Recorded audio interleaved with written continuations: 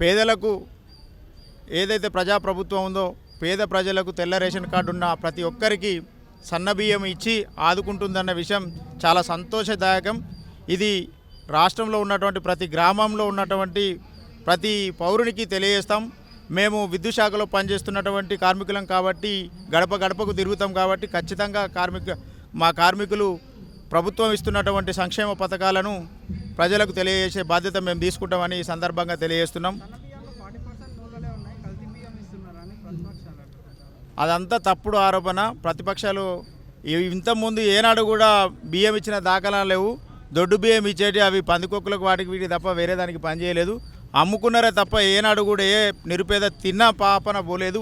ఈరోజు సన్నబియ్యం ఇవ్వడం వల్ల పేద ప్రజలు కడుపు నిండా భోజనం చేస్తున్నారు.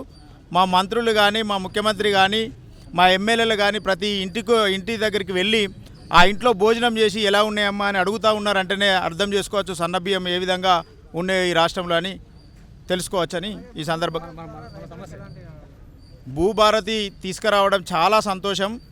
గతంలో ఏదైతే ధరణి పోర్టల్ ఉందో ఆ పోర్టల్లో ఉన్నటువంటి అనేక సమస్యలతోటి రైతులు చాలా ఇబ్బందులు ఎదుర్కొన్నారు. వాళ్ళ భూములు వాళ్ళకు రావాలంటేనే నరకయాతన అనుభవించారు. వాళ్ళ భూములు ఇంకోల పేరు మీద ఉండడం, వాళ్ళు వచ్చి సంతకాలు పెట్టకపోవడం వల్ల చాలా నరకాన్ని అనుభవించారు. ఈరోజు ఎవరి భూములు వాళ్ళే, ఎవరైతే పట్టాకున్నారో ఎవరైతే కబ్జాకున్నారో వాళ్ళ భూములు వాళ్ళకు ఈరోజు వస్తున్నాయంటే ఈ ప్రజాప్రభుత్వంలో రేవంత్ రెడ్డి గారి ఆధ్వర్యంలో జరుగుతున్నాయనే విషయం తప్పకుండా చెప్పక తప్పదు.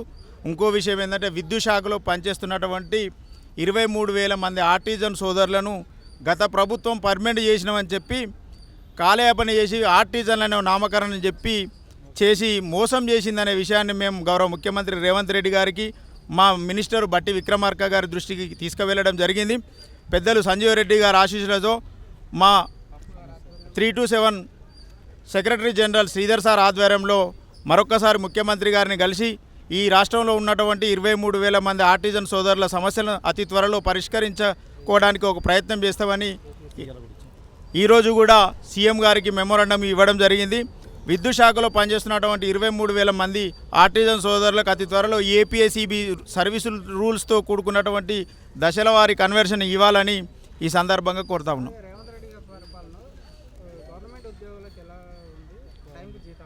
100కు 100% 1వ తారీఖు నాడు లేదా 1వ తారీఖు నాడు హాలిడే ఉంటే తప్ప 2వ తారీఖు నాడు తప్పకుండా జీతాలు వస్తున్నాయి. గతంలో 15వ తారీఖు 20వ తారీఖు జీతాలు వచ్చేటి, ఇప్పుడు 1వ తారీఖు నాడే జీతాలు వస్తున్నాయి. చాలా సంతోషంగా ఉంది. ఆ విషయంలో అయితే మేము ఈ ప్రభుత్వాన్ని ఒప్పుకోక తప్పదు. నక్కకు నాగలోకానికి ఉన్నంత తేడా ఉన్నది. గతంలో పెగ్గలకు ఓడడం తప్ప చేసింది శూన్యము. ఈరోజు చేసిందే చెప్తున్నారు. ప్రభుత్వం కానీ ప్రభుత్వంలో ఉన్నటువంటి అధికారులు కూడా మేము ఇది చేస్తున్నామని ఖచ్చితంగా చెప్తున్నారు. అంటే గత ప్రభుత్వం అప్పులు కుప్పలు చేసి ఆ కుప్పలను తీర్చడానికే ఇప్పుడు 1 సంవత్సర కాలం గడిచిపోయింది.